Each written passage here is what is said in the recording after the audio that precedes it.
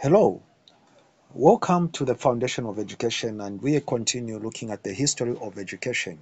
And today we continue looking at the period AD 14th century to 16th century. And in this period, we are looking at Renaissance education. Uh, this is your host, Dr. Tripo Mwenfumbo, and you can contact me on that WhatsApp, which is plus 260 976 181253. This program is brought to you by Mukuba College of Education, and we are offering intensive diploma in teaching methodology. And the model of study, it is online 100%. So you can contact us to get the sponsored program with the Alliance for World Missions. The Renaissance education period, it's a very interesting period because it shifts from the Mandeville to Renaissance education, marked a significant transformation from a narrow church-centric approach to a more inclusive, human-centered approach that valued individual potential and intellectual exploration. So in Renaissance education, it emphasizes on humanism, individualism, and intellectual curiosity.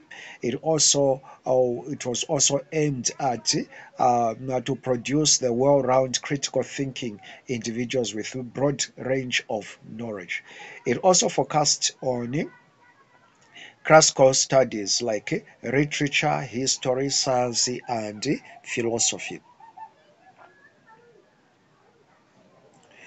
Renaissance education emphasis. It emphasizes so much on revival of classic Greek and Roman knowledge. So, in this, remember in the medieval period, the Greek method of study.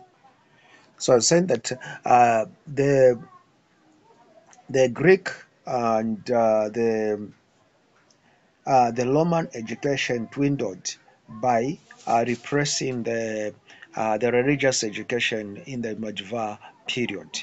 So the Renaissance education revived that, and it started again to recognize the education which was founded by the Greek and the Roman.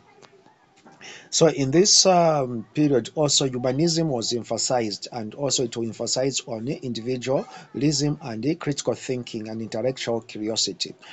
And so this period also had the emphasis on education to expand to include every person, to include lay people and women. So in the medieval period, the education was restricted to the priests or the clergy, the people that were church servants. But in this period, education became broader, and anyone who had the access to education, especially women and other people. The curriculum was broadened to include literature, history, science, and philosophy. It is also this period when the emergence of universities and academia started. So during the period of 1400 to 1600, that is when we see the mushrooming and the upcoming of universities.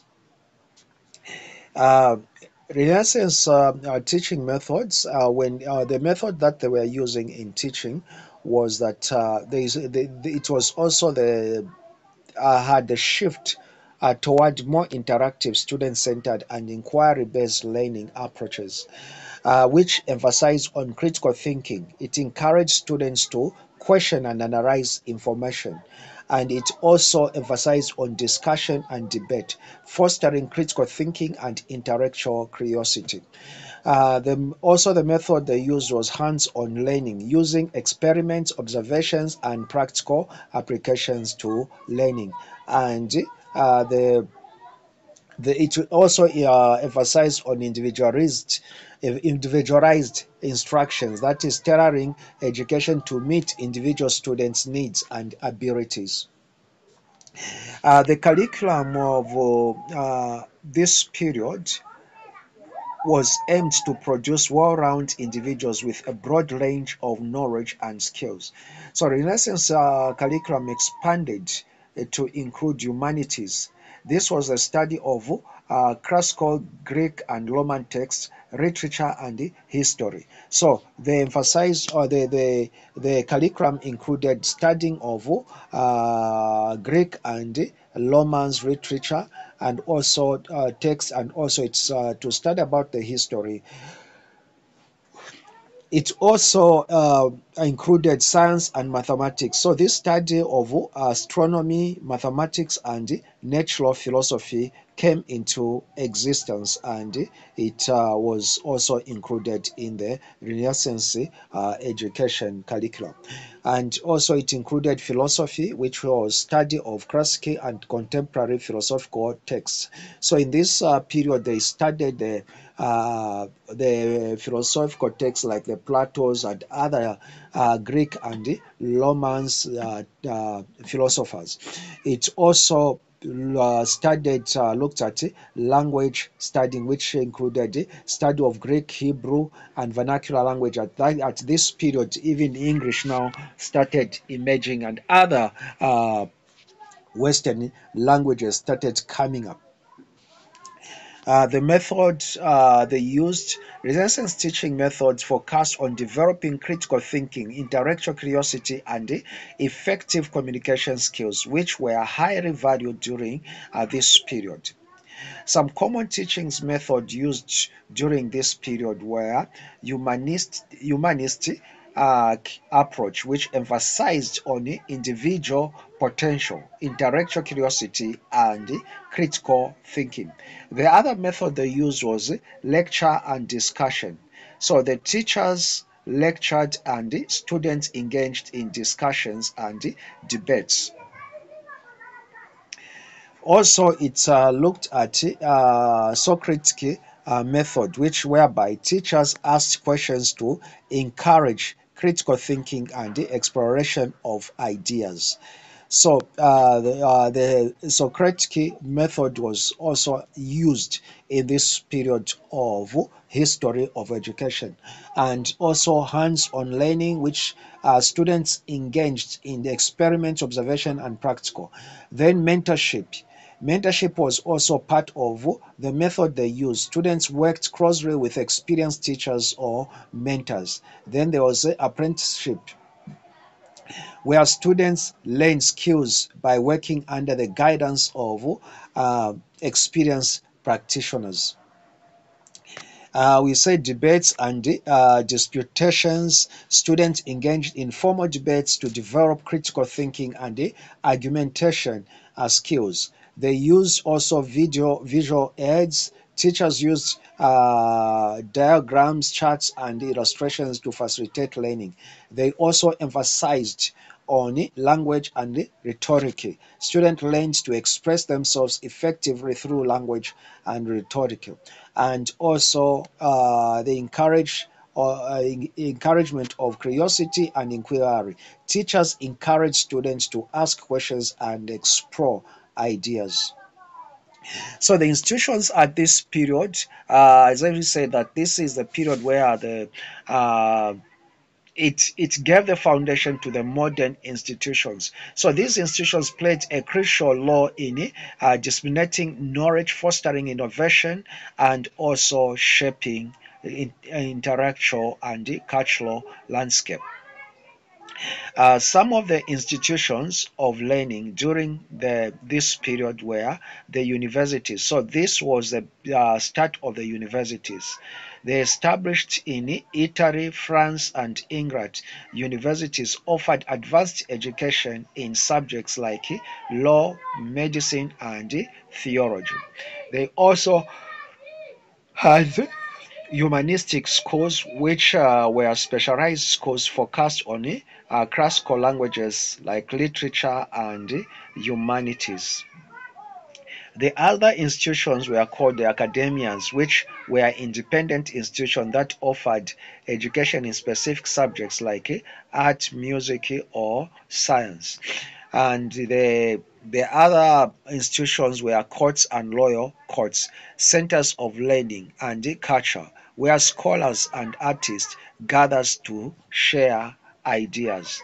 Then they continued with monasteries and convents, which continued to provide education, especially for women, in subjects like theology, literature, and music.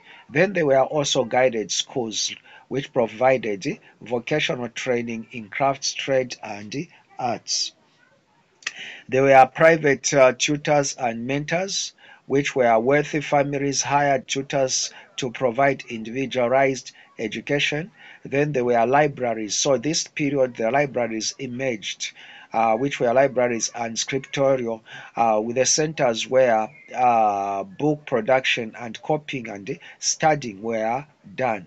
They had also scientific societies which emerged to promote scientific inquiries and experimentation. Then we had then they had the artistic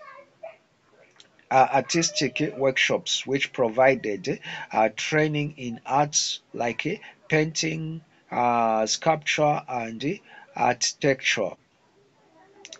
We have got a number of key figures in this period. These individuals, among others, played significant roles in shaping education in the period of Renaissance education, emphasizing humanism, critical thinking, and individualized learning. The ideas and contributions con- continued to influence education today. So we had Patrick, who lived between 1304 to 1374.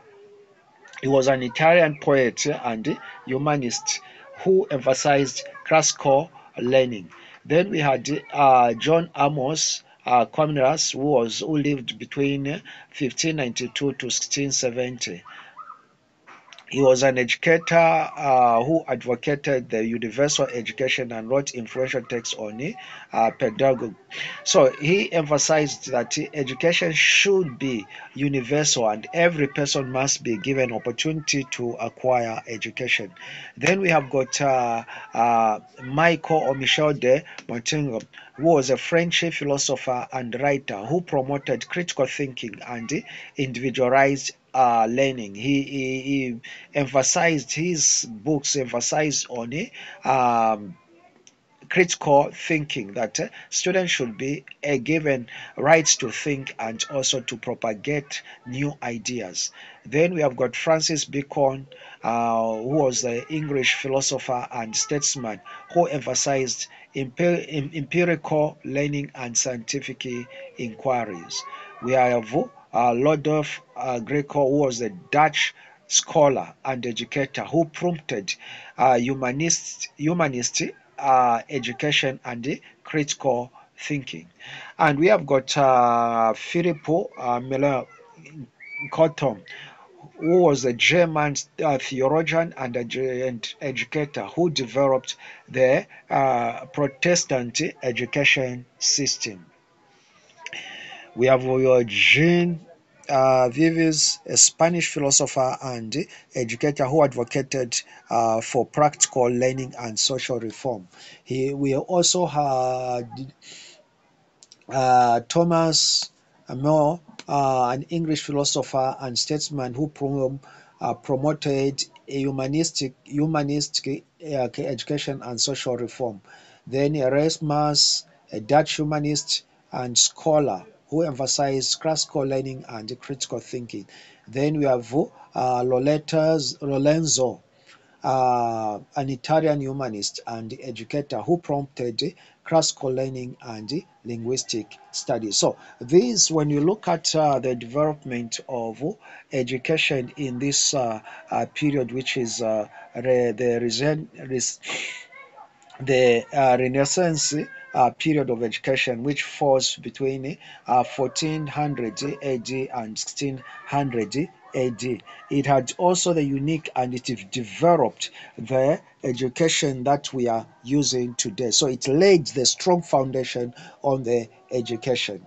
Uh, So if you want to know why education or why teachers behave the way they behave, it is very important as you are learning in the history of education.